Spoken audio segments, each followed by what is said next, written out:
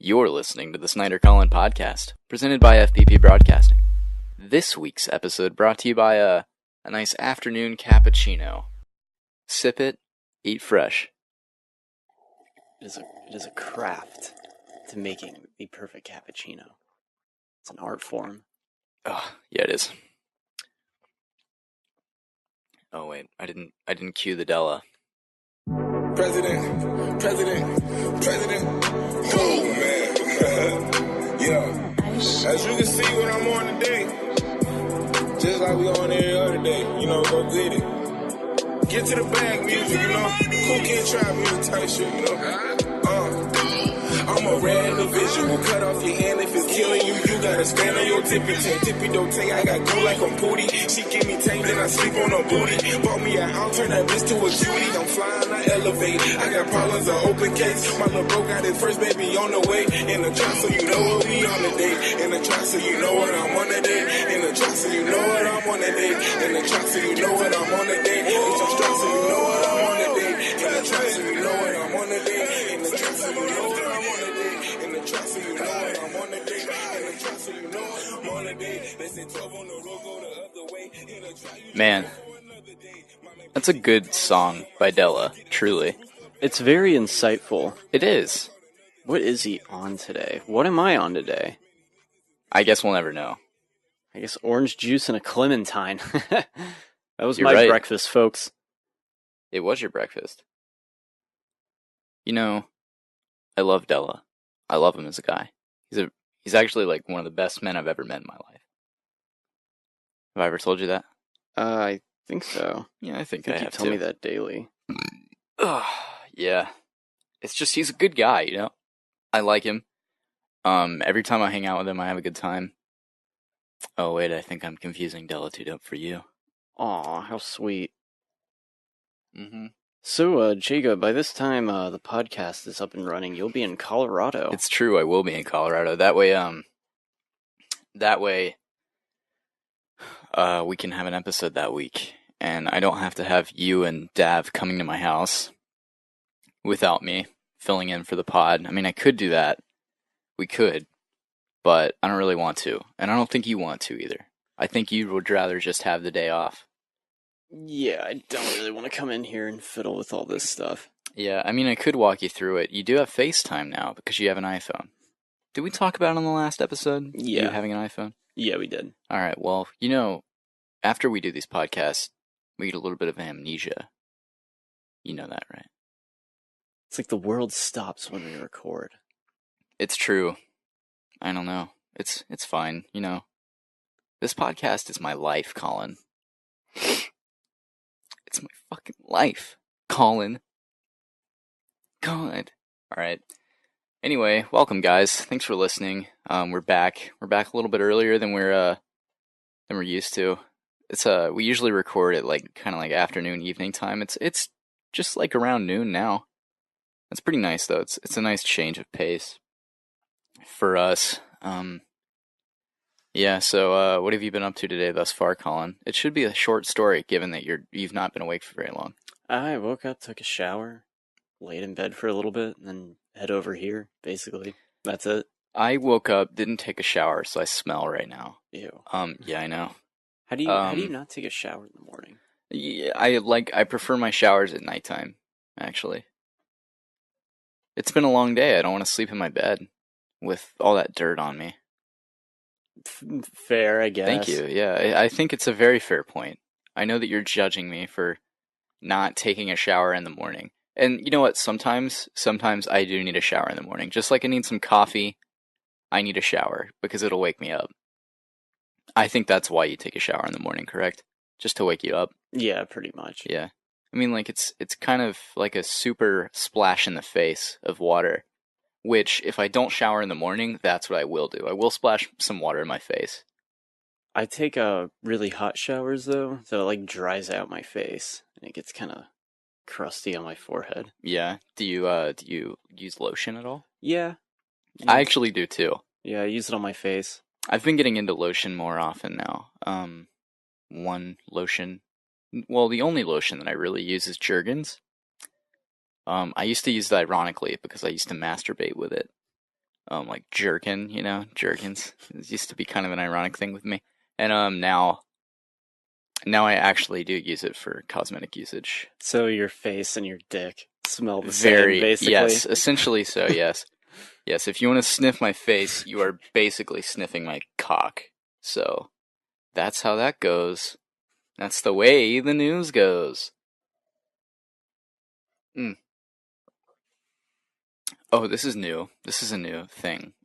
Breaking news? Not particularly, no. But Raphael, friend of the show, he's gotten us a gift. Yeah. He sent me that on Snapchat. Yes, the Szechuan sauce. I know that you were just thrilled. Let's give a hot take about that. No, I'm happy that he's gonna give it to me. That's super cool of him to do that. It is pretty cool. So like last summer when Rick and Morty was at its peak fandom, and it was starting to fucking annoy everybody. Yes, I think that everyone was kind of on the verge of being annoyed too. They were like, "Oh, this could go badly."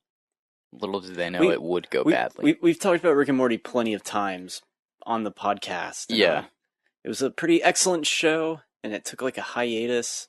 And I feel like while it was off the air, I feel like that's when it got even more like popular. Yeah, well, I think it was available on Hulu. Yes, and then it still is. I think. I don't think only the first 2 seasons, which is kind of weird. That's all you need.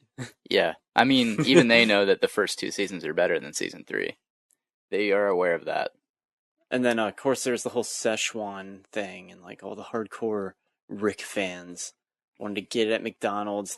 I think like someone died or something. Someone got stabbed at least. I don't know. It's kind of weird that McDonald's even came out and did it again. Yeah, it is. Like, because they did a thing which was pretty cool by McDonald's. McDonald's had like a cool phase with the Rick and Morty thing, and then they took it too far. The cool thing that they did was they sent like the creators of the show like a jug of it. Wasn't it like an old ass gallon too? No, it's new. It is? Yeah, it was new. They sent like a gallon of it to like Dan Harmon, I think, and Justin Roiland. Are you sure? Are you sure it's like brand new, specially made for them, but it's not just like some archived sauce that they found in some massive McDonald's warehouse? If it is an archived sauce that they found in some old ass McDonald's warehouse, then they had to redo the label on it because the label was specific to Rick and Morty. Oh, like the label was like, this is taken from Dimension whatever the fuck, where Szechuan sauce is the only sauce that they have, or some shit like that. You know what I mean? Yeah, it must have been some other like branch of McDonald's. I'm sure it wasn't like the CEO. Some like dude in a suit was just thrilled about it on Rick and Morty. Actually, I think that Chef Mike is the guy who's like, that's what he is on Twitter. Yeah, he's the guy who's like, that's what I was about to say. He has a social media presence. Yeah, that's the guy who got in touch with them. So like, it's not the CEO, but it's one of their main chefs from McDonald's. Could you imagine being a chef for McDonald's? I feel like it's I don't know. I mean, there has to be someone who like puts these like recipes together. I guess so. I think it's like he more of like messes with the stuff like that they fry the fries with, like the stuff that makes it taste good. Because have you ever like watched any of those documentaries, or like I read a book about it, and I can't for the life of me remember what the book was called, but I read a book about like McDonald's and different fast food chains and stuff like that, and how they do those like the recipes, if you will, that they have. Have you ever heard anything about any of that? I mean, maybe. It's pretty like gross what they do. Well, there's like rumors that's like McDonald's, like their apple pies are like made with potatoes, and like, oh really? And like yeah, that's like a big rumor that like you're not eating apples, it's just a potato, and you probably don't notice it because it's like really sweet, Yeah. So what is the difference between a potato and an apple? Because the apple pies are like soft, so it's not like biting into a crisp apple. I mean, you're right, yeah. But all apple pies are kind of like that too. Yeah. And there's also one that like there's like little like plastic beads in the milkshake or something that like gives it like its like consistency. Just like, you hear rumors about McD's, and Well, fast food places. it would make sense because the milkshake machines are always fucking shut down. Yeah. Yeah. Yeah, that's annoying, especially late at night. You just want a milkshake, and they're like, oh, we turned the machine off, broke it down, rinsed it out. Isn't that dumb? Like, there's no way.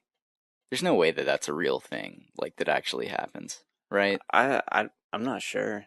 I don't know. I feel like it's not a real thing. Anyway, like, how could you turn off a fucking milkshake? How are you so poorly managed to where that you're just like, well, it's 8 o'clock, so I guess it's the time when everybody wants a milkshake. You know, it's late at night. We should just turn the machine off, even though we're a 24-hour joint. I don't know. It's kind of silly. But what were you saying? Rick and Morty shit. Yeah. Yeah. He's like a real guy who did it. But what they did, they like sent out those like cases of whatever. Like it was like a cool case from a different dimension or whatever, like Rick and Morty themed. Neato. And they were like, here, you can send a jug of it to like one lucky fan or something. And so like a fan won it, like, and then it went for sale on eBay and stuff. And like, that was cool. That was cool stuff. Glad that happened. Is this thing on? No. We sure? Yeah. I don't know. You're good. I don't know. I don't hear it in the headphones. Fair enough. I just don't want any more fuzz than it's already in this thing, because I have to clean it up later. You know what I mean? Yeah.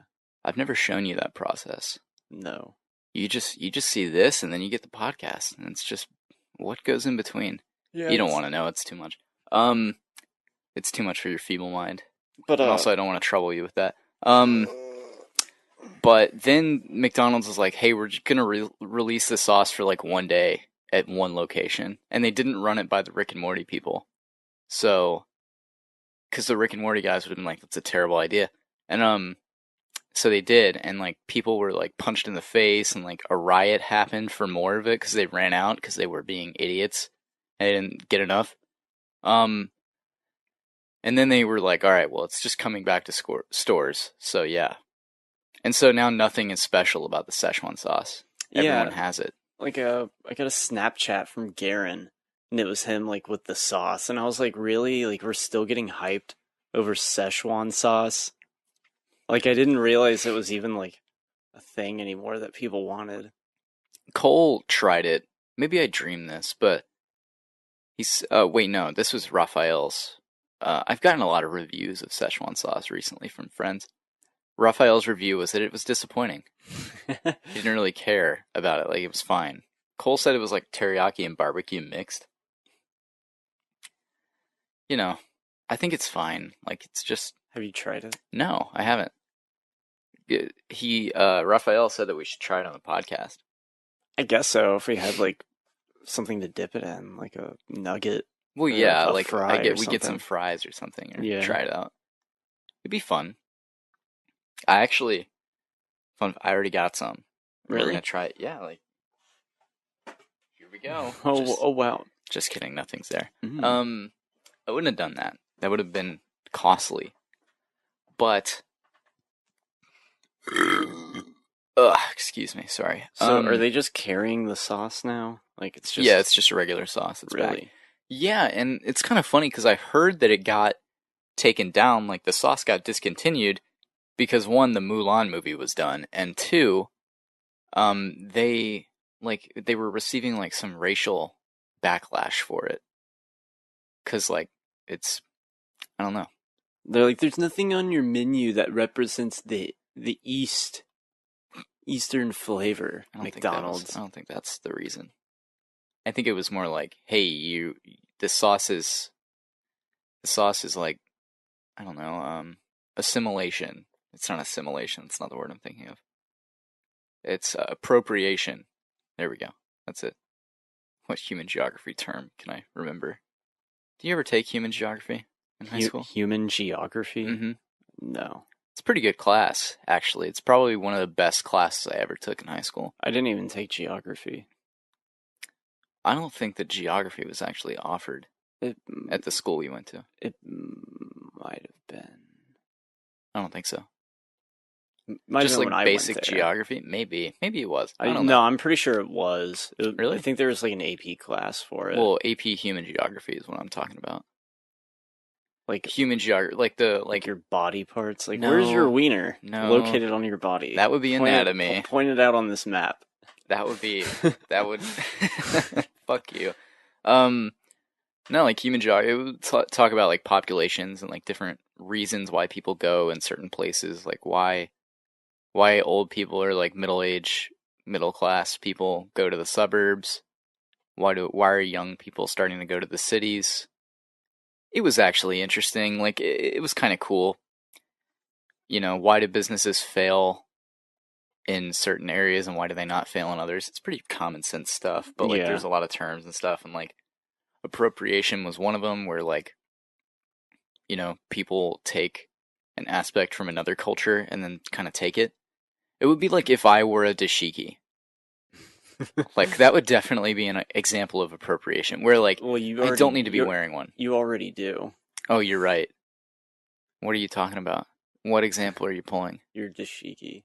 Oh, because I do have a dashiki. Yeah, you wore it to Black Panther. Yes, you're right. I did wear that to Black Panther, but it was fine because I also wore blackface. Yeah, you did. Yeah, and I put my hair in dreadlocks. No one even knew I was white. It was a social experiment. It was.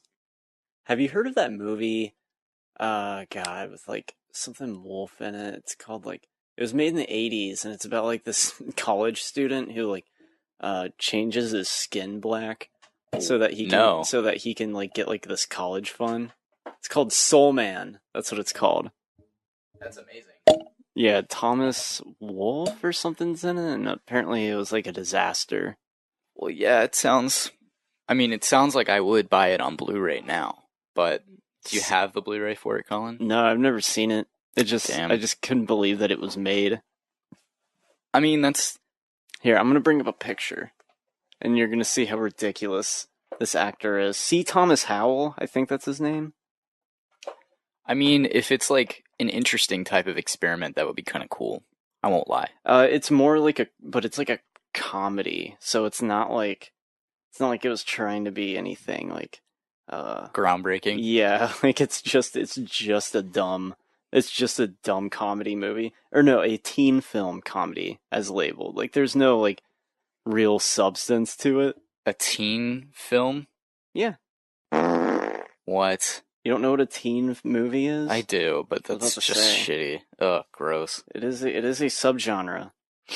It is, you're right. So, in order to win a scholarship, Mark Watson, C. Thomas Howell, the white son of an affluent psychiatrist, pretends to be black on his application form. When he's accepted, he alters his hair, skin, and speech to conceal his true identity. At first, Mark believes that going through law school as a minority will be a breeze, but he soon begins experiencing racism. Eventually, Mark falls in love with Sarah Walker, played by Ray Don Chong, a black student, and begins to feel guilty about his ruse.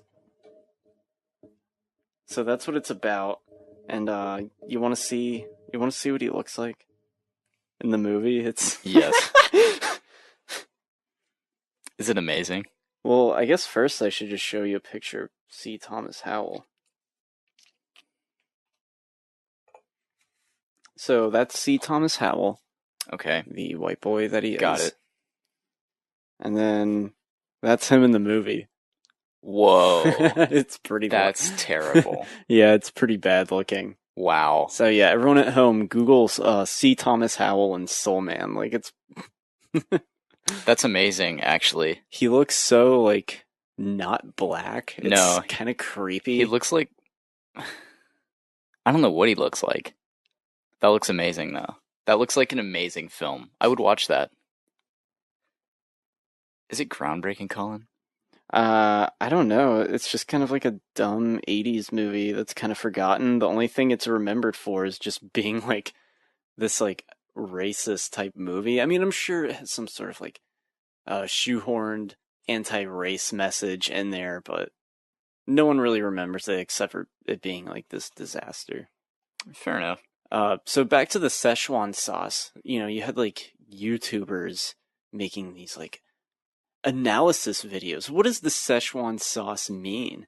And I feel like that's what's wrong with the fan base. There's a lot wrong with the Rick and Morty fan base.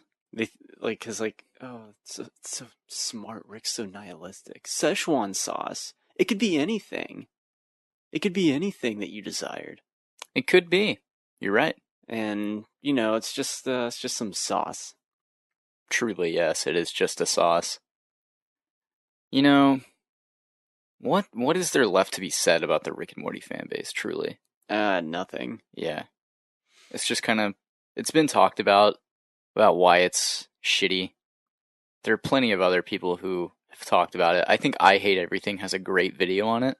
Yeah, I think I've seen that one. It's a great video. Boy, he came out with a really good video recently that I should have sent you, that I didn't send you, because I know that you're listening to his podcast now. It's actually great. He was in some video game, and it was for, oh boy, what was it called?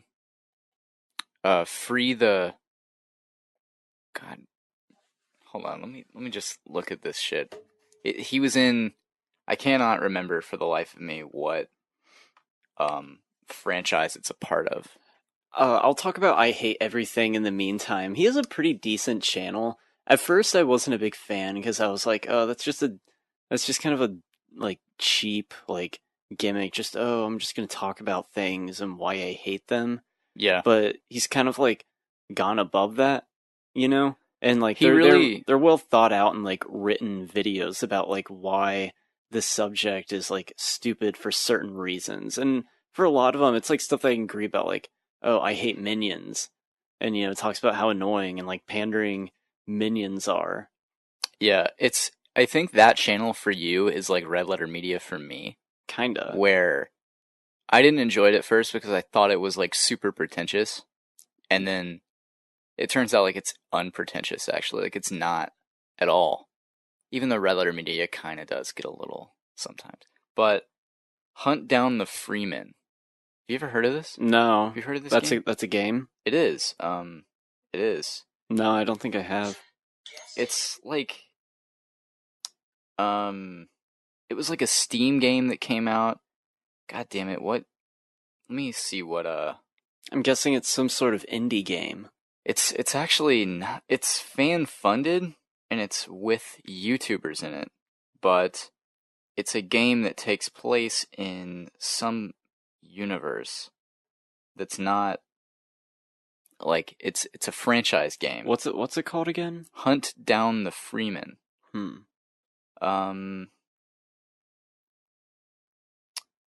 It's a Half-Life game.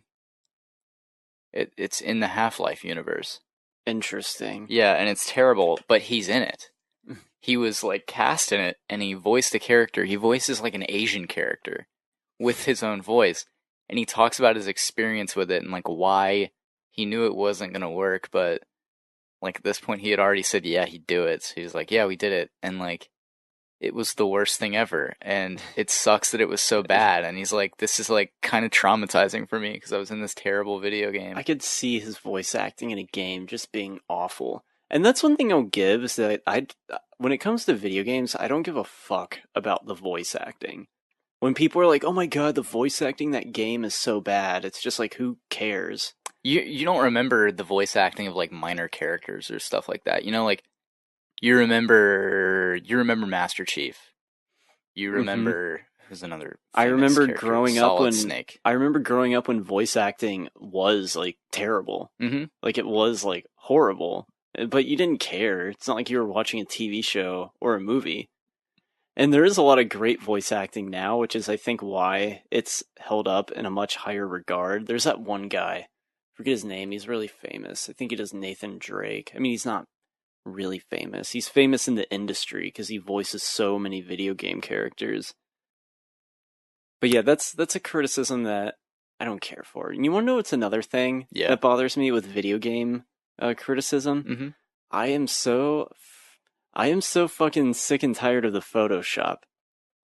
Oh wow, about that's a this. Kendrick Lamar. I'm tired of hearing video games and the review, and they're all, dude, so many reviews, quote unquote, gorgeous. Oh, that word. You're tired of the word gorgeous being Yeah, thrown around w- so when ref- lackluster? when referring to a game, like, oh, the visuals, graphics are gorgeous. I've heard it so many times, and that's just not how I describe a game as being gorgeous.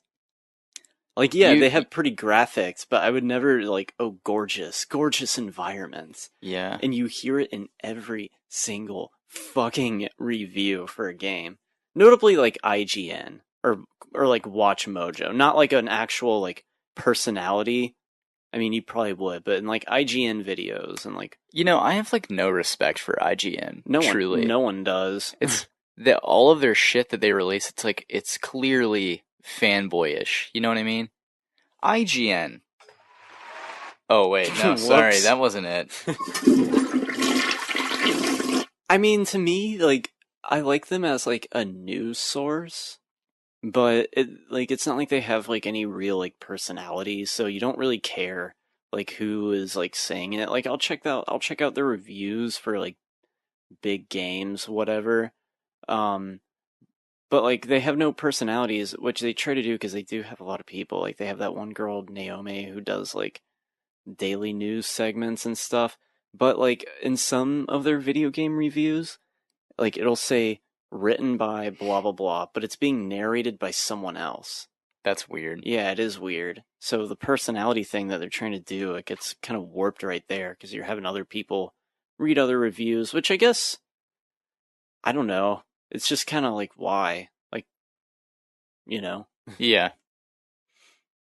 That's dumb. Yeah, their most like infamous video game review is like for a Pokemon game, one that was on DS, and like they give it like a 7 blah blah blah out of 10, and on like their like cons it said too much water.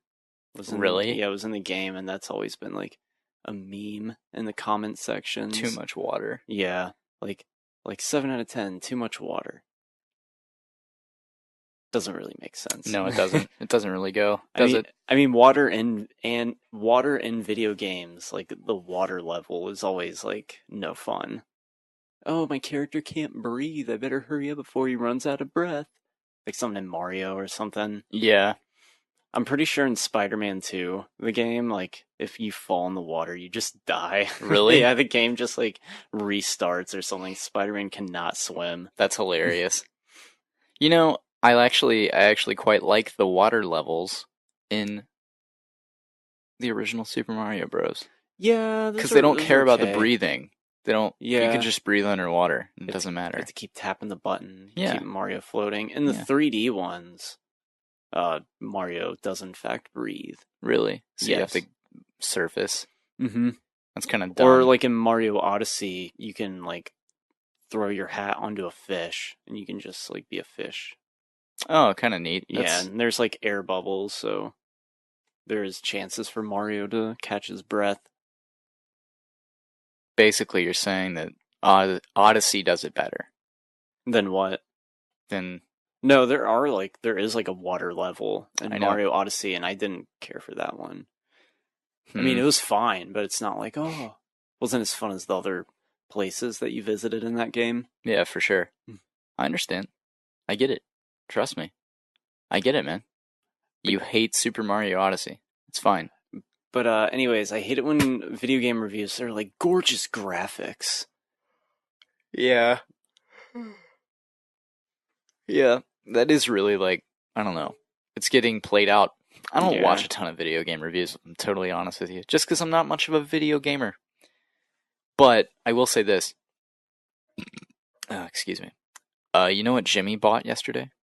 No, what do you buy? Or not yesterday. One of these days. He, I think it was the day of the Oscar party. He bought a PS4. Did he not already have a gaming console? He had an Xbox 360. Ew. I have an Xbox 360. Yeah, but like in this day and age, like if you're still like playing games, like He didn't really play it, so. alright, that makes sense. But he wanted a PS4 so he could play Fortnite. You know, I played like 10 minutes of Fortnite and I was like, I'm just not into that type of like online game. Do you know what Fortnite is? I know that it's essentially Players Unknown Battlegrounds. Yes. But for free? Yes. If you have a PlayStation Plus subscription, which is basically their online service, you can play Fortnite. From what I understand, Fortnite started off as a tower defense game. Got it. And I guess with PUBG, they were kind of like, hey, we can do that too. And first of all, if anyone says that, like, oh, it's just like a ripoff of PUBG, it's like, yeah, no shit. Like, good for PUBG. It basically created, like, or at least popularized, like, a new, like, online style of games. Can you explain to me what exactly PUBG is? Garbark? Can you, Jacob Garbark, Jaggers on Twitch? Oh my God. Can you come in here and talk about how you've sunk 1,000 hours into PUBG? Well, yeah, I quit my job and here I am. It's some sort of mod of a previous game. Yeah. I want to say it was a game that was based off of some movie or something. Really? But basically, it's a mod, which means it was tweaked on a pre-existing engine or game. Mm-hmm. And I guess it came out on Steam. And basically, PlayerUnknown Battleground. I've never played it, but it's a battle royale game, and it's pretty massive because it's 100 players, which is huge. Yeah, Especially that is cool. Going back to like playing Call of Duty or Halo, like how many people could you get in there? Like 16, maybe 24 or something. Yeah, like 24, and like I think Ground War was a God, what do you call them? Game type, I guess, like a team deathmatch type thing. Ground War you could play in Call of Duty, and that had like 40 players in a game, 20 on each team. But even then, like 100-person free for all has never been a thing. Yeah, so that's a lot of players too. So I guess that's kind of appealing, and believe it starts with like you just like drop onto the map, like literally like skydiving, and then you just go around the terrain scavenging for weapons and supplies and try not to die. And that's basically it. And Yep. I guess Fortnite, we're like, hey, we can do that too. I wouldn't say copying. Like, they are copying, but not in like a, oh, fuck you, like, this is so, like, disgusting, but more in a way where it's just like, yeah, like, that's a new, like, genre, almost, like, battle royale online game. Yeah, I guess you're right. Yeah. I mean, it's not... If anything, it's just giving credit to PUBG. It's like, wow, like, look at what you're doing. Like, both these games are huge now. It's true, but it does create, like, a little bit of weird competition. Yes. With the two of them, one of them being free and then the other one being a paid-for game. Yes. That's kind of funny to me. And you can't play PUBG on PlayStation 4. You can play it on Xbox One. That was brought over, or on PC. Fortnite, you might be able to play it on PC. I'm not really too sure. But Fortnite, it's basically PUBG and Overwatch. It has that, like, Overwatch look to it, to, like, the characters. Or maybe... Gotcha. Because PUBG has a very bland graphical style. Yeah, it's supposed to look like super realistic, right? Like, I wouldn't even say realistic, but just kind of like bland modern graphics. Nothing like fantastical or no real art direction or anything. I don't think it's known for having like high-end graphics, but just like, you know, you're just like dudes. But for Fortnite, it has like an art style. Got it. That was worked into it. So Jimmy's playing Fortnite. Continue. Yeah, he's been playing it, sending us a lot of Snapchats. Fortnite is a thing that's kind of like in social media now. I think like it's starting to trend. It is. A lot of girls being like, gotta get my boyfriend to delete Fortnite or whatever. Yeah, I've seen that too. I'm gonna name drop on Snapchat. It was a girl that we used to work with, Kaylee. Yes. I saw that on her story a while back. Like, oh, my boyfriend's playing Fortnite again. He never... you know, don't you hate that shit? My man always playing Xbox. When's he gonna give me a little attention, right, ladies? Yeah, it's kind of pandering. Yeah, pandering. Yeah. It's pandering to like the Mountain Dew, Dorito, Xbox player. Oh, I'm playing Call of Duty. And to me, that's like the lamest, like, aesthetic of gaming. Is that right there? It is. Especially like, are you really getting neglected like that badly? Like, god damn it! Like, what? what do females go and do that, like, their guy sits at home and he's like, oh God, like, gosh, like, my girlfriend's always going to the gym or whatever, like, or doing something cool. She's always going to Sky Zone. Girls play games too. Yeah, they do. Yeah. And, like, I don't know. It's kind of like a generalization about guys. It's like, oh, like, he's playing Fortnite again. I'm like, everybody has their escape.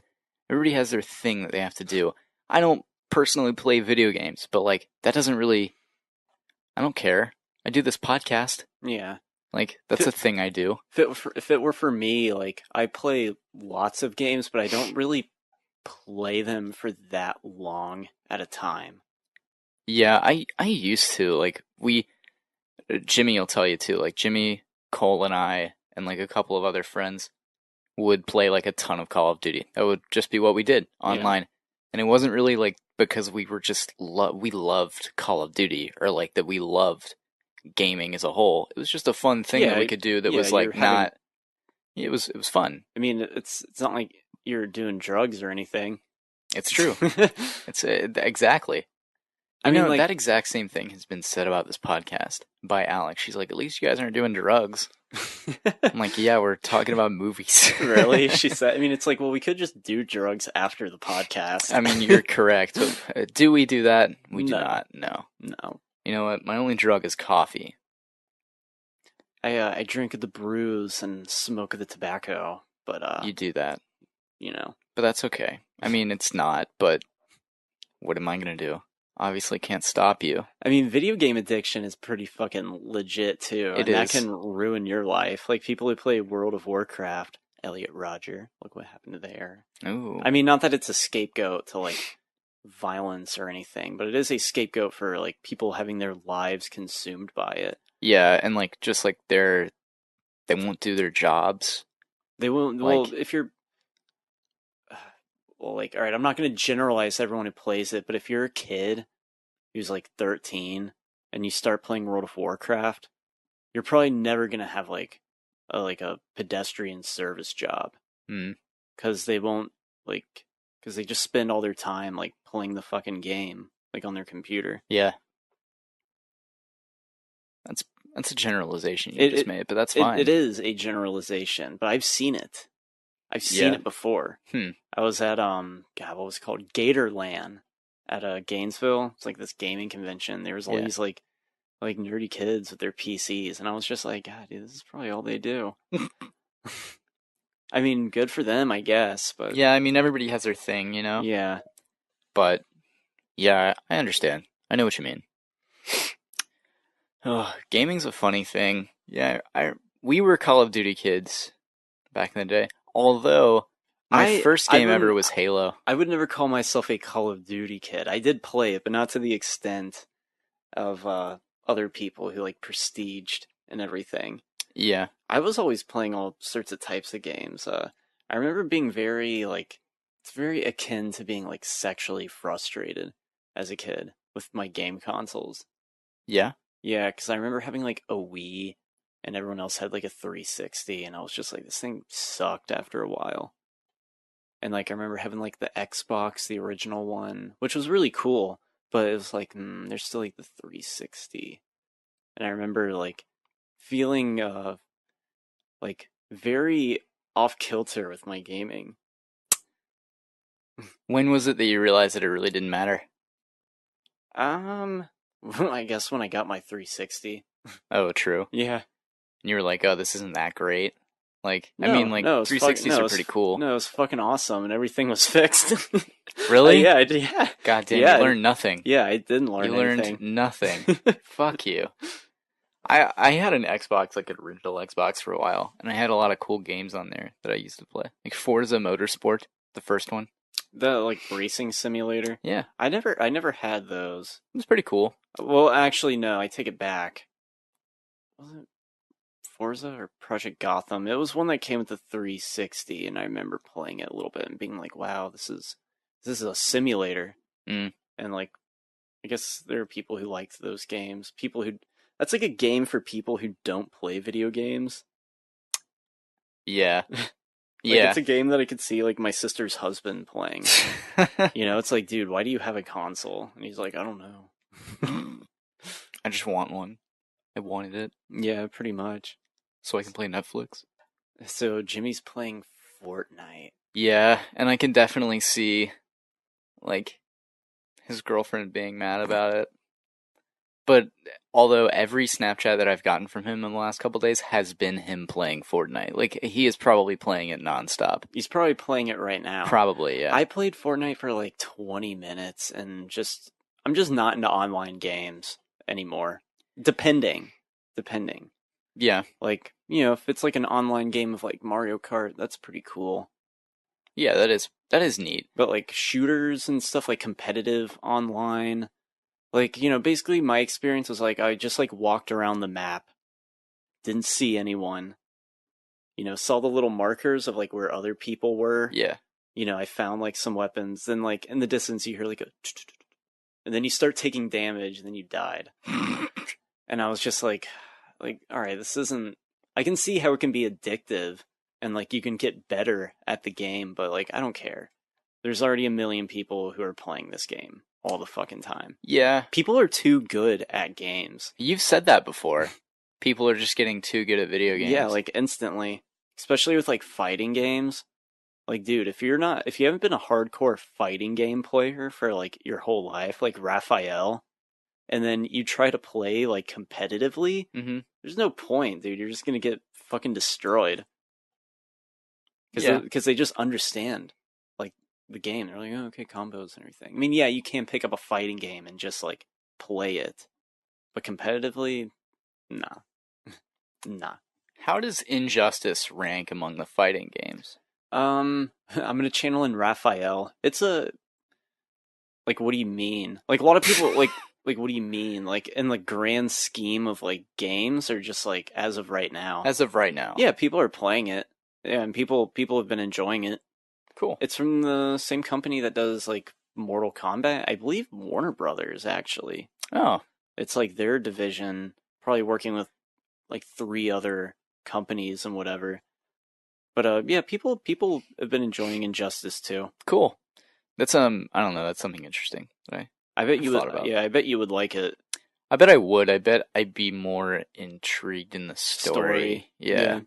Cuz actually I've never played an Injustice game on like a console. I had like the app or something like that I played like I just would play it in class or something. I would never like really take that seriously. Yeah. We would just fuck around and play it in class.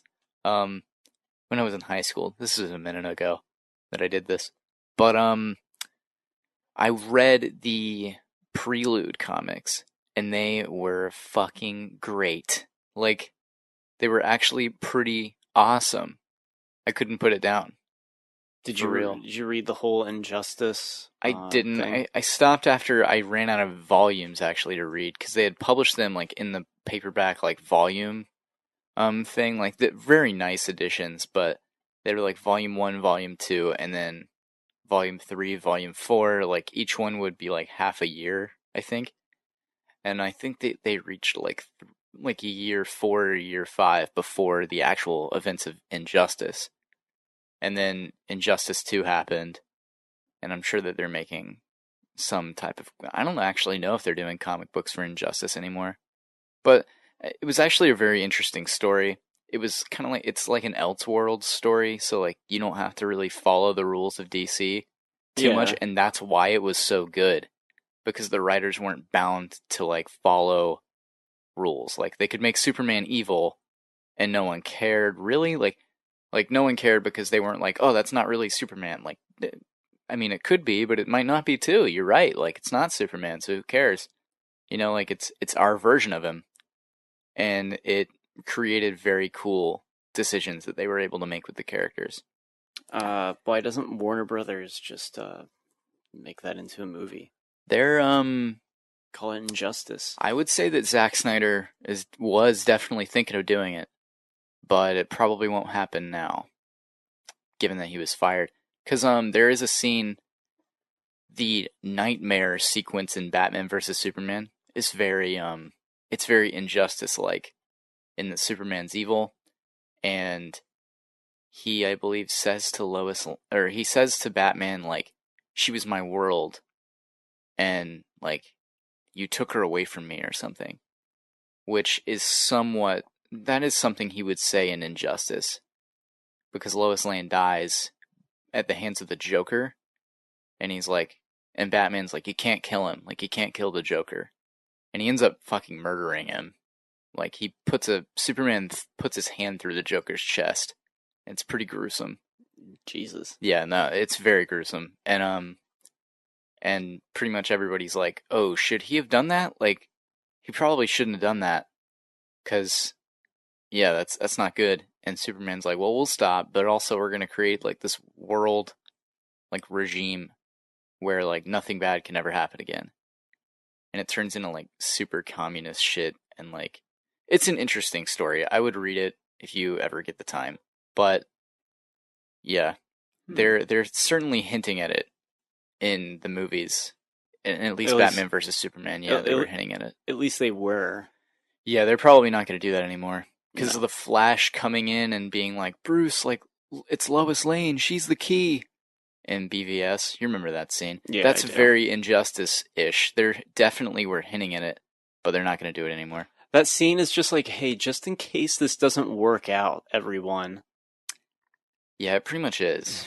Just like, in case we want to make Flashpoint. Well, now they're definitely making Flashpoint. Yeah, with the guys who directed Game Night. Yeah, which is apparently fun. Yeah, that's what I've heard. I've noticed a lot of that. That's like the big trend for these comedies, is to just give it a title of like an event or day. Oh, Girls' Night is another thing you're thinking of? Rough Night? Wasn't that another that's one? with Scarlett Johansson? Yes. Yeah. Girls' Trip? Is that what you said, or Girls' Night? Girls' Night. Maybe it's Girls' Trip. Girls' Trip. I wouldn't be surprised if there is a Girls' Night, though. Bad Moms, Game Night, Office Christmas Party. That's the big trend for comedies now. Yeah, and just make it some like relatable thing. I think it started with Bridesmaids. Just you're right. Just like a vague title. Yeah, that gives you the idea of like the place and time and like what type of people or not what type of people, but just like like things that everyone can relate to. Yeah, I think with movies like Girls' Trip, like older Rough Night, older people, like 30s to like 45. Mm-hmm. Yeah, that demographic. And now Game Night, like all those movies are very like they're very cliche on the surface, but then they ended up being like better than they should have been. Yeah, I think that is kind of how a lot of them been, because I've heard Girls' Trip was like really good, and it was like a huge like box office success. Yeah, and Rough Night was apparently great too. And oh yeah, I think that did get like decent reviews. It got good praise, and like now I heard Game Night at least is decent. I heard Bad Moms was fun. It's like I'm not gonna watch any of these, but I'm glad they're getting I'm glad they're not shit. Like that's cool. Game Night at least to me had an interesting premise. It looked kind of funny. Don't know what it's about other than they set up some sort of game night. I guess something similar to like those like breakout things. Yeah, it's more intricate. It's like what's it called? Not augmented reality, but roleplay. Fuck, I forget what it's called. I don't know. Essentially, like it's like a game in real life that you like go out like to find things. Scavenger hunt. Kind of. There's more like specific word. Well, I mean, I think it's essentially like what it looked like to me. Like the game itself. They're playing a game and they're like, all right, nothing's real. None of it's real. Remember that. And then like something seriously like terrible happens. Like burglars like break in and like take like one of them for hostage. And he's like, it's not in the game. Like this is real shit. And at least that's what's in the trailers. And so they all go on a big adventure. And is it the game? Is it not? They all think it's the game. Like with Michael Douglas, The Game, directed by David Fincher. Probably not. That's what, dude. That's kind of what that is. Really? Yeah. I'll talk about The Game in a minute. Yeah. But yes, the Flashpoint movie will be directed by those guys. But and so maybe it'll be good. Maybe it won't. I don't know. The thing that I think is funny about those guys is that Jonathan Daly, I've probably brought this up before, because he of course wrote Spider-Man: Homecoming with his other partner guy.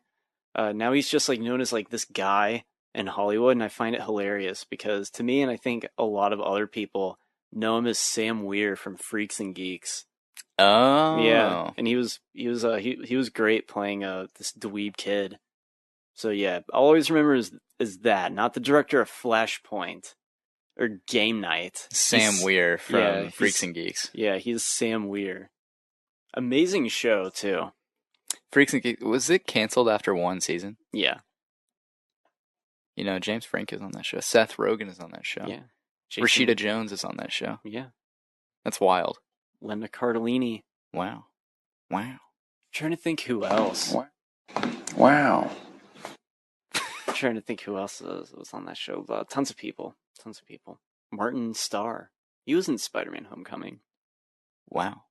Played Peter's teacher. Really? Yeah, he was Bill in Freaks and Geeks. Wow. Yeah. That's crazy. Yeah. Wow.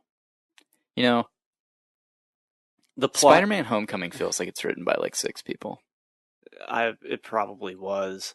But Game Night, that sounds like the same plot of Rough Night. Oh, Like the where? same like type of like Well, don't they accidentally formula. kill A a male stripper? Yeah. Yeah. And it's just like, oh, whoops. You know, just like, this wasn't expected. You know, like that type of formula. Yeah, I think yeah, it probably does feel like that. Have you watched the Stuckman review of Game Night? No. I haven't neither. I haven't watched any of his reviews I haven't watched in a little bit. I think Yeah, Black no. Panther was the last one. I didn't watch his Red Sparrow one or anything like that. Yeah, So he reviewed Red Sparrow decently. He was like, it's not really for everybody. was he like, Game Night's a fun time? I haven't watched the Game Oh. Night one either. I've sort of just been putting on his reviews and tuning out. I'm trying to think of what his like worst review was, because he's very like Oh, I know what it is. uh It's Book of Henry. oh yeah. Yeah, that probably is. I mean, I haven't seen the movie, but when a movie's called like shit, like Universal Turd, And And- you give it a good review right after interviewing the director. Yeah, it's video- very obviously swayed. um I find that really funny that like no one in the comments really mentioned that.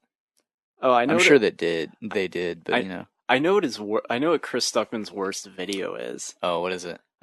Don't remember what it's called exactly, but it's like about my BVS rewrite or something. Oh, It's so like, dude, you didn't have to upload this like emotionally charged video about some like stupid like backlash you got that I'm sure was extremely annoying for you to receive.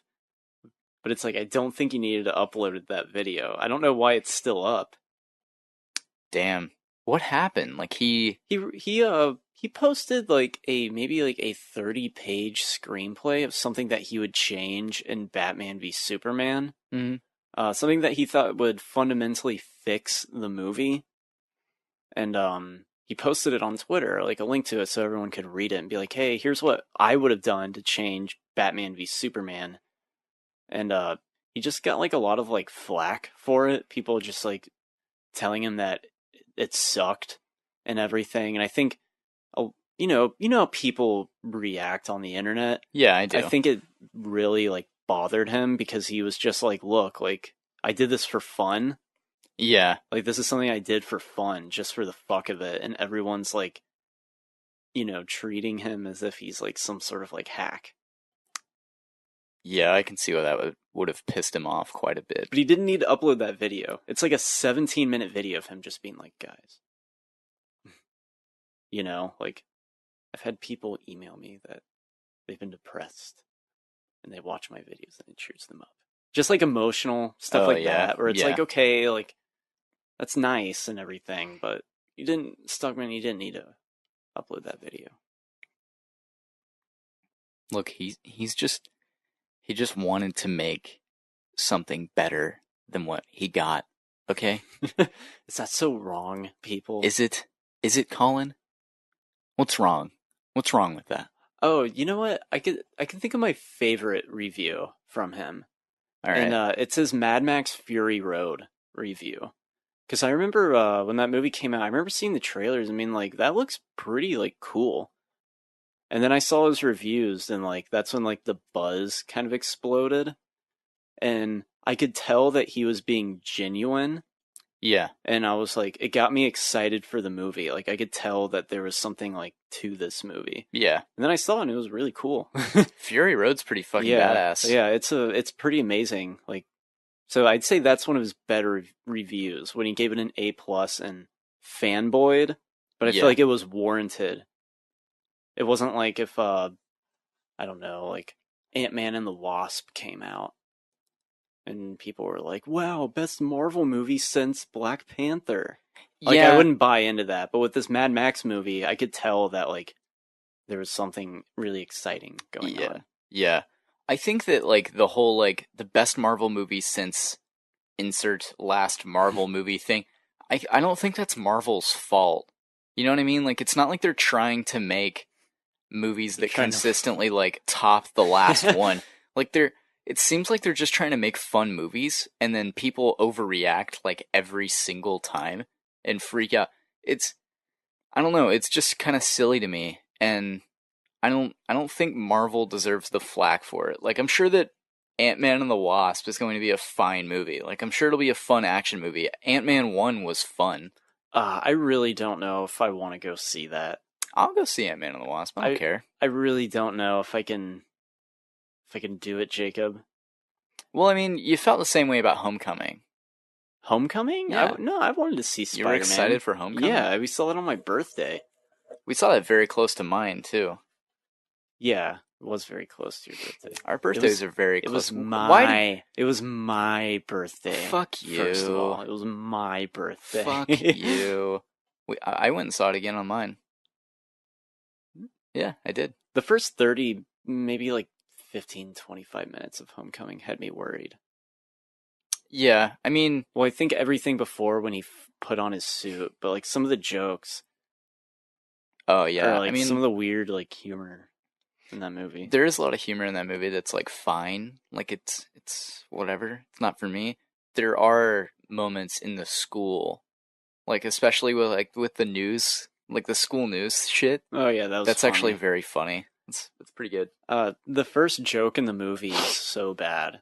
Oh, what is it? It's Michael Keaton. He's like looking at a picture of the Avengers that I guess his daughter drew, and he was like, "The world is changing." He was like, back in my days, we played cowboys and Indians. And then his like dude friend, guy in chair, he's like, actually they're called Native Americans. And I was like, wow, that was such a bad joke. Yikes. Get it? He's being politically correct. And it's funny because he's being awkward about it. Yeah, and it's like Michael Keaton like squinting and he's like, look at that there. That's it's like why did that lame like awkward PC joke need to be thrown in there? Yeah, and Michael Keaton's just kind of like, he's like, look at that. We used to play cowboys and Indians back in the day. Look at that. Look at that. Look at that art right there. Actually, they're referred to as Native Americans. Yeah, whatever. He does. Yeah, I don't even think he says anything. Michael Keaton. Michael Keaton. He's a good actor. He's in Birdman. You know, Birdman, I really liked it when it first came out. And now I still like it. Yeah, I still like it, but meh. Yeah, I don't think it's meh. I didn't care for the ending. Oh, you mean like the the very ambiguous ending? The hospital scene. Isn't that's a very odd scene. I will give it to you. That's pretty strange. What could it mean? It should have ended with him like dying on stage. That's the end of the movie. You don't think him blowing his nose off would have been dope? Yeah, people are like, "Oh, is it a dream? Was he really Birdman?" Isn't there something with like some meteor happening? I don't think so. Like, isn't there like some sort of like phenomenon that happens during it? It has a shot of like New York City, and there's like a meteor like going through the sky.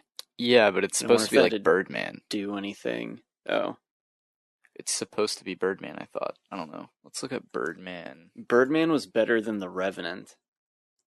Yeah, I agree with that. And The Revenant shouldn't have won Best Director. Mad Max should have. I agree. That's my opinion.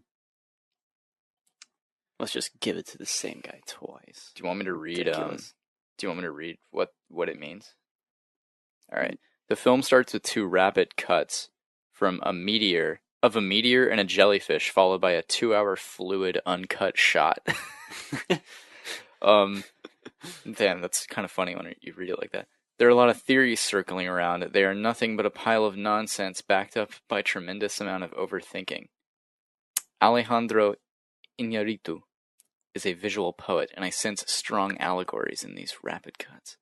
See, I like that this article starts out with, you guys are overthinking it, but then he's basically like, I'm like, careful, because I'm about to overthink this thing too. He's like, because I actually have the answers, yes. everyone, so calm down. Yes, it's Put like, your Jesus. pens down. Yeah. Alright. I think the two images tells us about the contrast of Regan's, who is Michael Keaton's, characters. I saw some comments in some videos and images, and I began to understand something that I was feeling, but not able to articulate in words in the script. When I thought of that comment, it was basically a way to say without saying the state of mind of this guy. He was on fire, he was inspired, he was flying as a superhero, as a star. But the most interesting thing for me was when I discovered the jellyfish part, the dead jellyfish. That's exactly who this guy is. He is a guy who 1 hour... Spineless. Yeah. He is a guy who 1 hour feels like a comet on fire, and 30 minutes later he feels like a dead jellyfish. And that's his life. That is a quote by Alejandro Iñárritu. Oh. There you go. That's it. That's all it is. Oh, okay. That's literally from... Yep, that's what it means. Yep. The falling star, Riggin, burned Icarus down to sea, the ego burning since the dawn of time. Now it's passing through the sky of current New York City. It's a comment on this article. So basically it just means like he was on fire and then he wasn't. There you go. There's a lot of birds. I saw that movie with my dad, and both me and him were we were like, wow, that was crazy good, but I don't know what any of it fucking means. Also, my dad was like, was that one shot? Was that whole movie a shot? Were you like, sure. Yeah, I was like, basically, essentially, yes. This is so funny. Reddit is a great place. It's amazing. Truly. I think it's filled with people who are smart, people who aren't. Beautiful. It's just like the internet. Reddit is an allegory for the internet. Do you realize that? Wow. Yeah. Wow. Wow. I'm glad we're doing this now. It's like a real radio show, you know? It's like we're real.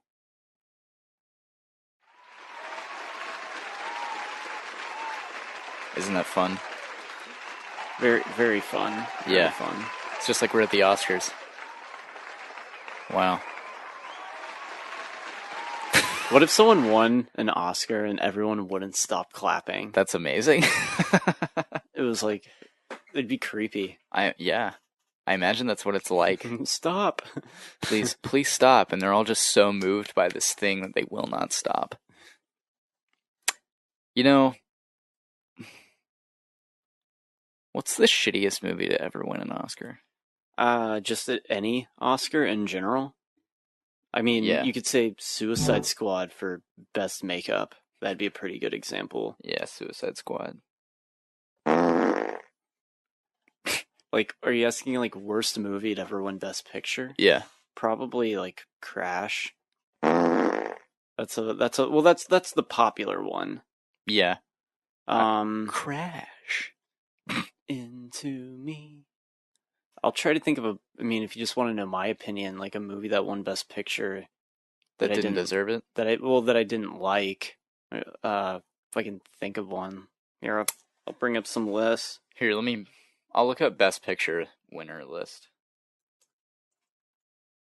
for you. I mean, I can think of one. I never really liked Gladiator that much. You know, I'm not really the biggest person on Gladiator either. Yeah, I remember it being boring. Yeah. Like, except for the cool, like, Gladiator arena scenes. Other than that, I remember not really caring for it. Yeah. All right. But it wasn't bad, you know? Like, No. I get why it won that award. Yeah. All right. 2017, The Shape of Water. Obviously, you loved it. Moonlight, you loved. Spotlight. I haven't seen that. Fair enough. Birdman. Birdman was good. Yep. 12 Years a Slave. That's kind of a hard one to say. Like, it was good. I would never watch it again, though.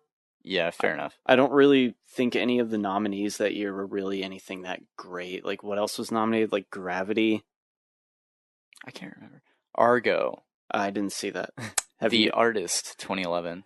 The Artist... Boy, that is forgettable, isn't it? Yeah, it is. Like, I'd say that's another popular one alongside Crash, is The Artist shouldn't have won Best Picture. I didn't hate it or anything. It was just like, it was forgettable. It won a lot of major awards too, like Best Director and Best Actor. Who won for Best Actor? Jean Dujardin. Wow. The first French man to win Best Actor. Wow. The King's Speech. Oh, that movie was boring. It was just a boring, like, British movie, British people talking. Colin Firth. The Hurt Locker, 2008. I liked The Hurt Locker.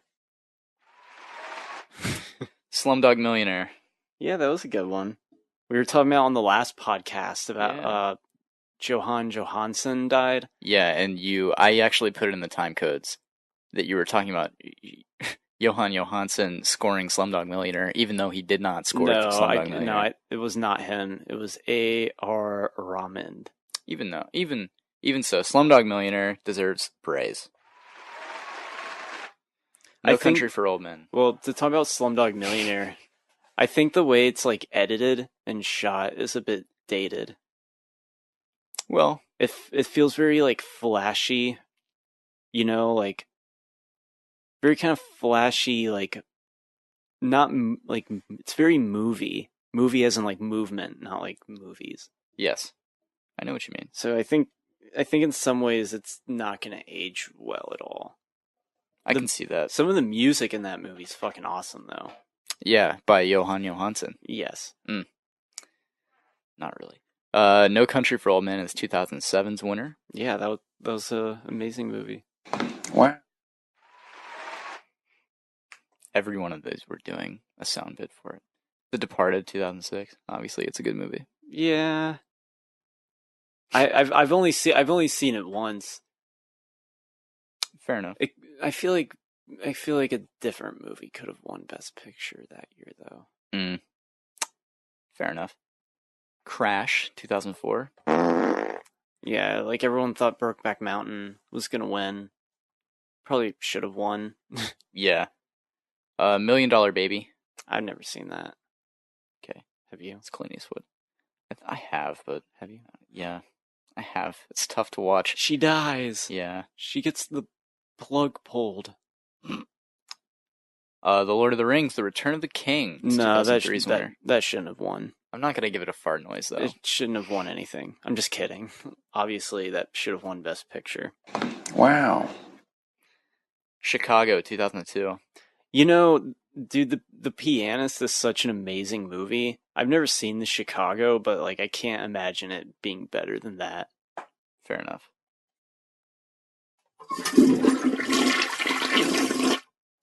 A Beautiful Mind, 2001. Yeah, that was okay. Damn, Russell Crowe was in. He was on fire in the early 2000s. Yeah, he was. Back-to-back Best Pictures. Yep, Gladiator. We've already stated that. American Beauty. Kevin Spacey. Oh, someone's I home. shouldn't have ate so many onions. Wow, someone's home. American Beauty, that's like that's a lot of people's favorite movie. Yeah, it is. It's all right. I like Beauty. it. I don't think it's some sort of like masterpiece or anything. Fair enough. It's a good watch. I guess it's deemed like illegal now, considering Kevin Spacey. Yeah, he was in that movie, wasn't he? It's crazy. Shakespeare in Love, 1998. I think that's another popular one for a movie that shouldn't have won Best Picture. So it deserves. I mean, I haven't seen it, but go ahead and well, it won Harvey Weinstein a Best Picture Oscar. Damn. So yeah, that's a popular one. Yeah, like that deserves both of these then. At the same time. There you go. Most people would probably agree that Saving Private Ryan should have won Best Picture. Yeah. Not Shakespeare in Love. Like, what? I think it may have won a lot of awards in that show, though. Saving Private Ryan? No, Shakespeare in Love. Oh. I think it won like a bunch of them or something. Mm-hmm. And now no one remembers it. Yeah, fair enough. Like, that's a movie that really, like, I feel like no one talks about it. Because, you can be like, oh, the Oscars have, and everyone just forgets about it. Going down those lists of movies, like, like, they're still, like, pretty memorable. But Shakespeare in Love, like, no. I agree. Titanic, 1997. Can't really, I feel like you can't really argue with with that winning Best Picture. I mean, like, Titanic is very solid entertainment. It is. It's a good movie. It is a good movie. Although it's kind of like not a big James Cameron fan myself. I think he's a hack. I think he's a fucking hack. Dude, I'm excited for this new Terminator movie. I am too. What if it's not terrible? Wouldn't that be cool? It probably won't be. I mean, Tim Miller's directing it. Yeah. That guy's a competent filmmaker. James Cameron is actually involved. Yeah. Arnold Schwarzenegger's in it. Yeah, he's not... James Cameron isn't just, like, endorsing it, like the other movies. Mm-hmm. Like Terminator Genesis, he was like, the visuals blew my balls off. Yeah, they did. They make Avatar... He's like, for his promotion for Terminator Genesis, he was like, this movie makes Avatar look like a piece of shit. He's like, I could never make a Terminator movie that good or groundbreaking. It's not like I haven't already twice. Oh God. All right. 1996 is The English Patient. Ooh, that's like the most popular, like, boring Oscar movie. I don't know if it's warrants a fart. It's just like popular because it's known to be like really boring and really long. Fair enough. We'll just give it a little. Yeah. Just a little bit. Just a little bit. That's a popular, like, boring one. I've never seen it. Just hitting the toilet handle. Just like, do I need to flush this? Yeah. Braveheart, 1995. I've never seen it. You've never seen Braveheart? No. I'm sure that's come up on the podcast at some point. Yeah, because that's everyone's reaction. Yeah. I mean, look, Braveheart's not that amazing of a movie. But it is. It's Mel Gibson. It's Mel. It's Mel, like... It's Mel, like... It's Mel in Blueface. It's Mel at, like, his peak. It's true. It is Mel at his peak. It's Mel in Smurf face. All right. 1994's winner. Obviously, you know what this is. Yeah, Forrest Gump. Yes. How the fuck do you know that? What do you mean? Off the top of your head, you know who 1994's Oscar winner is? Yeah, Forrest Gump. All right, fair enough. 93? It's deserving of it. 93, you should know this. Fuck. I know this. It's a, it's a Spielberg film. Oh, Schindler's List. Yes, correct. Yeah. Yeah, that's a Forrest Gump, classic. though. Tom Hanks. Can't beat him. Robin Wright's in it. Can't beat her. Gary Sinise. In his most lovable role. You know, I was building the Gary Sinise. You know, Gary Sinise is on like a CSI, like New York, or CSI, like Las Vegas show. Right now? No, he was. Oh. After Forrest Gump, though. Gary Sinise was also another childhood favorite of ours. He was. Mission to Mars. Isn't that weird? That we both love that movie? Yeah, like at the same age. Yes. Yes. It's a beautiful film. It's got a great ending to it. Yeah, it's weird. It's amazing. Honestly, like, I think that ending is one of the best endings I've ever seen. It's just like he just goes off to the stars with the Martians. Beautiful. Dude, I remember loving that movie. It's a great movie. I don't know if it holds up at all, but it's great. I don't know. It's directed by Brian De Palma, so it might hold up to some degree because Brian De Palma is a fucking awesome filmmaker. Yeah. Who's made tons of like just different types of movies, like horror films, Scarface, Mission to Mars. It's great, man. I know there's a scene where I can't remember who. Skittles. The Skittles. Yeah. Is there a scene with Skittles? Yeah, and they're like in space floating, and it's like DNA, Oh. and they like poke it and move. Yeah. Yeah, the ending's weird. There's like some like stone face on Mars, and like he goes inside, and there's an alien. Yeah, and there's an alien there that's like, we've been waiting for you, like, to take you. It talks? No, it Oh. like communicates with him. Alright, I was about to say, I don't remember it speaking English. No, and I'm glad that it didn't too. But it's like we've been waiting, and like we seeded your Earth, like you're one of us in a way, and like he's like, I don't have anywhere else to go, so like I'm just gonna go, and they're like, all right, you do you, I guess, Gary. Oh god, the scene where Tim Robbins takes off his helmet. Oh my god, and he turns to stone face, man. That's amazing. That scarred me. I remember terrifying. I remember watching that as a kid and thinking, wow, that really will not hold up. I remember just thinking, is that what happens? Like I believed it. I remember watching it and being like, that's definitely not what happens. Like there's no way that happens. Like you'll be all right for a minute. And that beginning scene with who was it? Don Cheadle. Yeah. Yeah, and the twister. Mm-hmm. That freaked me out. And then Don Cheadle like has a beard later on in the movie, and it's like living as a hermit on Mars. That's amazing. The movie's great. 1992's winner. I mean, Schindler's List is obviously amazing. Do we even need to talk about it? No. Yeah. Unforgiven, 1992. I haven't seen that. Me neither. 1991's winner, though. You know what this is. You know what movie this is. You don't know who this is? Off the top of my head, just from the year. Mm-hmm. Fuck, I don't know. It's actually a horror movie. Oh, Silence of the Lambs. Correct. Yeah, Silence of the Lambs amazing. It recently got a Criterion Blu-ray release. Really? Last month. Really? Well, it had always been in the Criterion collection. Hmm. But they finally upgraded it.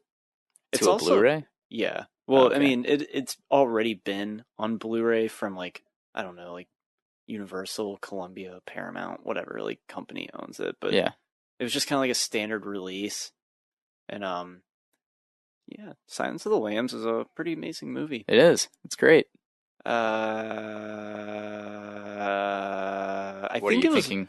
think it's like one of the earliest movies to get a DVD release too. Oh. I think it got like, it was one of the first ones. Might have been. Okay. Twister was the first DVD. Really? Yeah. Wow, what a start. Bill Paxton, Twister. Dances with Wolves is the 1990 film. That's a good movie. I like that one. It is good. It is good. Yeah. I'll give it to you. Yeah. Kid. I remember liking it. A little implausible to me, at least. Not the idea of like cultures like coming together. No. But the woman, the American woman that they like raised. Yeah. I thought that's kind of like just a little implausible. I mean, it makes sense. They're like, yeah, we raised her since she was a baby. Yeah. It just, I don't know. It's just kind of weird. It was a weird little subplot that I feel like didn't need to be in it. Yeah, did that need to be in the movie? Yeah. But that was a good one. What is the 1989 movie? Ooh, I believe that is I don't know. I don't know. It's Driving Miss Daisy. Oh, that's another one that's popular for being kind of just like a fluffy, like corny movie. I don't know. I mean, I haven't seen it, but I won't flush it. Because Driving Miss Daisy is pretty cool. It's a good movie. You've seen it? Yeah. Oh wow. I watched it at the beach. I've watched a couple movies at the beach. Spoiler alert. And Driving Miss Daisy is one of them. Is it a delightful little movie? It's a sweet little movie. Yeah. I know. I remember Morgan Freeman tells Jessica Tandy that he needs to go make water. And piss is what he's trying to say. And I remember hearing that and being like, that's a quirky little way to say that. 1988. What's the movie that won that? You know this. Amadeus? No. Damn it. Amadeus is 1984, actually. Well, it's a little movie starring Dustin Hoffman. Oh, Rain Man. Yes, correct. That's another good one. Rain Man's a great movie. Yeah. Let's cheer for that. Wow. I think that was the wrong one. No. Yeah, Rain Man's an awesome movie. Yeah, it's pretty great. 1987's winner. There's no way you'll get this. It's The Last Emperor. I actually really want to see that. Then watch it. You should watch it. If, Peter O'Toole's in it. is he? Yeah, he is. Yeah, I want to see The Last Emperor. 1986. That would be Amadeus. No. Oh. I just told you what Amadeus was too. It's not 86. Platoon is 86. I haven't seen Platoon. It's with Charlie Sheen, Tom Berenger, Willem Dafoe, Keith David. Jeez, a lot of great actors in there, especially Charlie Sheen. Out of Africa. It's 1985. Meryl Streep. That's a popular one, kind of like The English Patient, just like known as like boring Oscar winner. Fair enough. All right, finally your movie Amadeus, 1984. We're only going to go to the 1980s. Is that right. fine? Yeah, Then we'll move on and talk about something else. Yeah. Amadeus. F. Murray Abraham. Obviously, famed professional actor F. Murray Abraham. Known for having bit roles in Wes Anderson films. Yes. F. Murray Abraham. Gotta love that guy. He's cool. Haven't seen it. Terms of Endearment, 1983. That's like a popular like tearjerker movie. I haven't seen it. I think that's got like Jack Nicholson. Yes. Yeah. And Danny DeVito as well. Yeah. Among like Shirley MacLaine. Yeah, there we go. I was like, I'm pretty sure it has a female lead. Yes. Deborah Winger as well. 1982's winner. Do you remember what this is? Wow, what fucking penises are we with Terms of Endearment? Just naming Jack Nicholson, Danny DeVito, like the supporting characters. Yes, not the female leads. What fucking penises we are. Yeah. 1982. Mm-hmm. It's a little movie with Benjamin Kingsley. You mean I don't know. Gandhi. Oh, wait, what did you say? Benjamin Kingsley. Oh, that threw me off. I was like, I don't know who that is. If I had said Ben Kingsley, would you have gotten it? Yeah. Okay. It's funny with Gandhi winning Best Picture. Like the guy who directed it was Ham in Jurassic Park. Oh. Yeah, he was the director of that, and he said that he was just like shocked that it won. Really? Yeah, he said he was like floored that it won Best Picture and Director against E.T. Like he assumed E.T. would like sweep that year. I mean, it probably should have. Yeah, probably should have. Yeah. Like I think that's what he was saying. Yeah. Gandhi is an interesting movie to look back on, because would that go over well today? I think, you know what, Ben Kingsley looked like him. Mm-hmm. You know, like he did look like Gandhi because he just had that like look, at least from like what you think of how Gandhi looks, like in your head. Yeah, like, but bald man glasses. But is that from looking at pictures of Ben Kingsley? Like before that came out, you know what I mean? Like, what is the cultural impact that this movie has had? Because I imagine that it has impacted our view of Gandhi quite a bit. I mean, Ben Kingsley won for that movie too, so he must have done a good job. I don't know. I haven't seen the movie. Frankly, I don't know much about Gandhi, unfortunately. I know he's a man of peace. Yeah. Yes. Yeah. It's not like I'm just like, who's Gandhi? Was he a criminal? Did he do bad things? Did he have bad intentions? 1981's movie. There's no way you get this.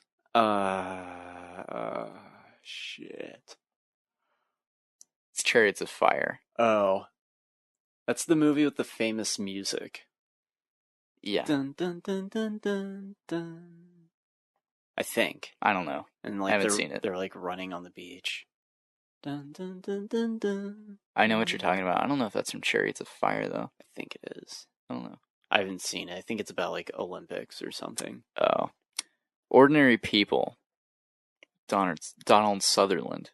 It's the 1980 winner. Donald Sutherland. Yes. Donald Sutherland's. Yes. Donald Sutherland in Ordinary People. I haven't seen that. It sounds like it's like a intense drama or something. Yeah. So yeah, that's my take on Best Picture winners. Fair enough. Don- We'll just go over a couple big ones. Donald Sutherland. Here's a couple that I think you should probably know. 1978's winner. You should know this. Is that Annie Hall? No, it's 1977's. You're pretty close with that. It's Deer Hunter. Oh yeah, that's a great movie. Yes. 77's is Annie Hall. 76. You should know this. This is a very big winner. The Godfather No. Part 2? No, that's 74 and 72 is Godfather. But 76 is a little movie by It's not One Flew Over the Cuckoo's Nest. It's not. That's 75. Yeah. God damn, we're covering in the 70s very well though. I like your coverage here. This is pretty 76? good. Yeah. 76. Fuck. You got to think. This is a movie that yes, did win Best Picture. It did. Like, is it a good movie? It's a very good that's movie, what you're but it's a saying? movie you've never seen. Movie I haven't seen. You haven't seen, but everybody has seen. If I tell you the main actor, you'll get it. Tell me the actor. It's Sylvester Stallone. Oh, Rocky. Yes. Yeah, Rocky. Yeah. Yeah. Yeah. Yeah, and then 73's movie is a little Paul Newman, Robert Redford piece. The Sting. Oh, I had to think. I was like, yeah, no. like Butch Cassidy and the Sundance Kid. We No, almost let me, we almost watched The Sting for the second half of our senior year project in English. Really? Yeah, because we didn't read books. Wow. We didn't read books. We did movies, and we did two throughout the whole year. First half was A Streetcar Named Desire, and the second half was Citizen Kane. Yeah. And he said that we almost did The Sting. Really? Yeah. Wow. Yeah. Wow. Yeah. Wow. I'm glad we have that. I know you love it. I actually do, just because, like, it's so dumb. You know what I mean? It's so silly. I like that the first thing we thought to put on there was a fart noise. We need to get, like, an actual fart. Like one of ours? Like Yeah. a live recorded one? Yeah, not this, like, synthetic gas. Yeah, that's fake sounding. That never came out of anyone's ass. That's like voice acting. I like the toilet flush, though. That's very clearly an authentic toilet. Don't. Stop. No more. I'm gonna have to hammer nail like a wooden board over it. Yeah, you're right, you will. So that's it for our Oscar movie rundown. Two episodes in a row that were about the Oscars. Isn't that great? We're Oscar heads, really. Yeah, we are. We just love cinema, really. You know, I had a dream the other day. This is a pretty great dream. I should tell this. All right, so I was at dinner. Well, I wasn't at dinner. I was working at the restaurant we work at. And Red Robin. Yes, yum. It is not Red Robin. So, I was working and 3 famous directors walk up, right? One of them is Rian Johnson. The other one is Taika Waititi, and the other one is Jordan Vogt Roberts. Jordan Vogt Roberts? Yes, What is the guy he? who did Kong Skull Island. Oh, that guy. Yes, Right. big old beard, Yeah, kind big of like bushy beard. 26. Gets pissed at or he might Cinema not be Sins. 26. Yeah, he gets mad at like people Max- who criticize this movie. Max Landis. Yes. So People are like, Kong Skull Island wasn't a work of art, and he's just like, I know. it's kind of what he does get pissed about. They're like, Kong Skull Island wasn't the best film ever made. Yeah, and he gets mad because he's like, "It is. I meant to do everything that was done. I loved it. It was perfect." Basically, he's like, "Look, I know my movie's not perfect," and then someone goes, "Yeah, your movie's not perfect," and he's like, "Fuck you.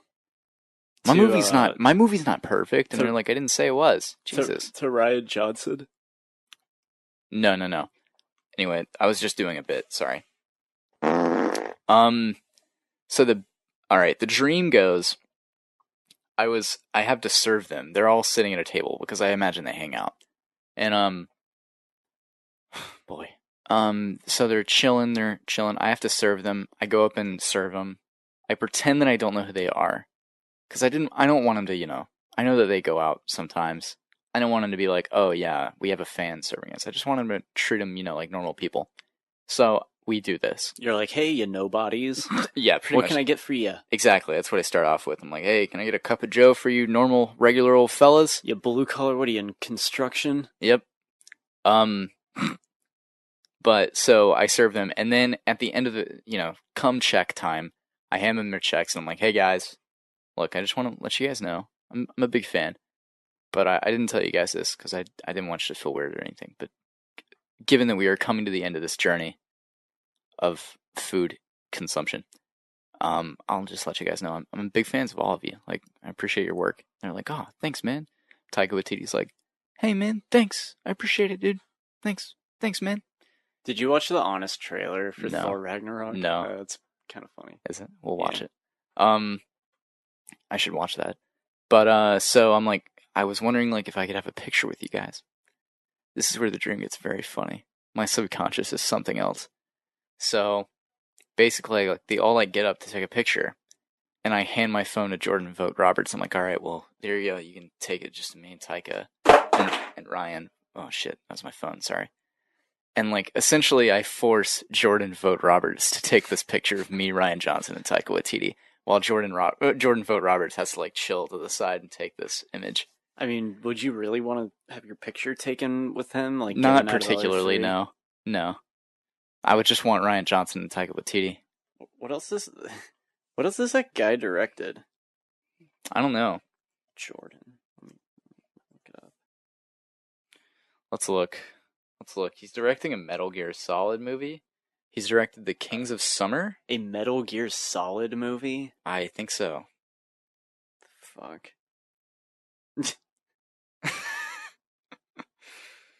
Yeah, for reals. All right. Let's look up.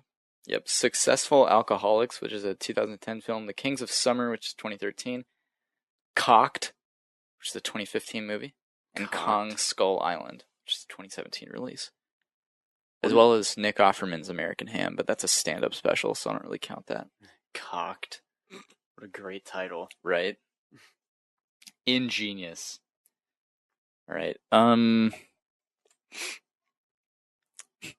Tessa Thompson says that fans will leave Avengers Infinity War feeling galvanized. Jesus. God Christ. I don't even know what that means. Me neither. Like, what, are we going to be, like, reborn? Galvanized? Galvanized, Jesus. Galvatron or something? That's Like, insane. What? hey, She is such a beautiful woman, it's stupid. Avengers Infinity War comes out a week early now. Yeah, it does. April 27th. I actually got in touch with Jillian, my friend who works at the movies, to see if she could pick me up one of the old posters that was May 4th. Had the May 4th release, because that would, or the May 5th release, I think. That would be really cool. Are they even gonna, like, take them down? I think so. I think they like, have to. Pronto! I think they actually might have to. Hmm. But I don't know. Was she like, no? She said she'll work on it. I should actually probably send her a text to remind her of that. Yeah, Jesus. Galvanized. Is that even, like, galvanized? Like steel?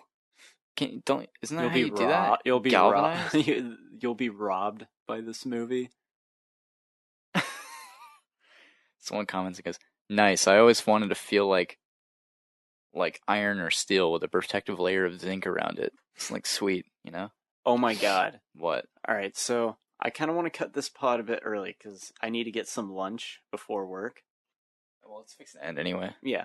So I'm going to end it on the worst possible way because I just thought of it when I said, you're going to leave the theater feeling robbed. Okay, let's go ahead and get the plugs out of the way then so we can actually, like, leave it on that story. Oh, yeah, sure. Yeah. All right, well, you can find Collin nowhere on the internet. He's actually, like, a ghost. Where can we find you? You can find me on YouTube? Collin After Hours on YouTube. Yep. Have you uploaded anything this week? No. Sweet. All right. Dope. You can find me on YouTube. We're all on YouTube at FPP Creative. You can find me on Twitter at Jacob's Wetsuit, on Instagram at Jacob's Wetsuit, and you can email the show at the email address in the description of whatever you're listening this to on. But it's fppcreative@gmail.com. Email the show, ask a question or anything. We'll read it on the show for you. Anyway, No one ever there we go. does. No one ever does, but I feel like we should leave it just for consistency's sake. You know what I mean? Yeah. Yeah. Anyway, all right. Let's end the show on your story. So, like, imagine Avengers 4 comes out in Mhm. 2019. Mhm. And, like, it's like the final, like, ending note is just, like, Robert Downey Jr. waking up, and he was just, like, he looks in the camera, and he just, like, I just had the strangest dream. How much... Like, imagine if they did that. That would be fucking terrible, Colin. I would feel robbed. Would you? Yeah. God, what if like as soon as like Thanos gets the gauntlet, that happens? Like he sits up in bed and is like, "Oh, God, it's a weird dream." Dude, it might. It might, because like Thanos can rewrite reality, Yeah. and like so that would happen. That could be like a cool, like, maybe like 30-minute subplot. And then like he realizes that he's in like a altered reality. Some Twin Yeah. Peaks shit, basically. And like the reality is like collapsing on itself, Yeah. and he has to like. he realizes it's just like a trick. It'd probably just piss everyone off. But Here's a better ending actually to Avengers: Infinity War. Thanos gets the gauntlet. He sits up in bed, like the screen goes black. Robert Downey Jr. sits up in bed, starts laughing like a lot, and then a fucking airplane engine crashes through his house and kills him.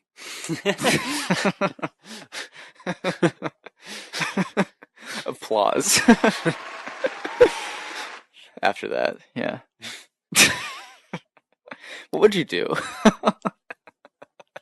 You'd look at me. You would look to me and go, "I hated that." Well, you're making like a Donnie Darko Yes. joke? Yeah. Yes. I mean, I guess Donnie Darko is a superhero movie in some ways. In some ways. No. No, you don't think so? No, it's not. How is it not? He has powers. He doesn't really, though. He It's has all a dream. He has a funny, silly name that only like a comic book character would have. That is true. That was I'll in give you that was in the commentary too, with Kevin Smith. Mm-hmm. And like, 'cause I think they were talking about like, is it a superhero movie? And I think he said it like, I don't know, like Sorta. like I guess it has like little inspirations. I guess Yeah. you can make like comparisons, and they did bring up that's why he has like the exaggerated name. And Kevin Smith replied like Clark Kent, like Yeah. a name that people probably wouldn't have in real life. Yeah. What do you make of the bubble like scene in Donnie Darko? The bubble, The bubbles, the like thing that like comes out. yeah, and like, it, is that like predestination? Like he can like see like the time ahead. yeah, basically? pretty much. It's wild. Like, if I had one coming out of my chest, it'd be leading me to your door because eventually I'm gonna get the fuck out of here. Yeah. At some point. I hate the way you say that. It's like you're escaping. Oh God. God. Oh, I don't want to go to work. I don't want to either. But the job must be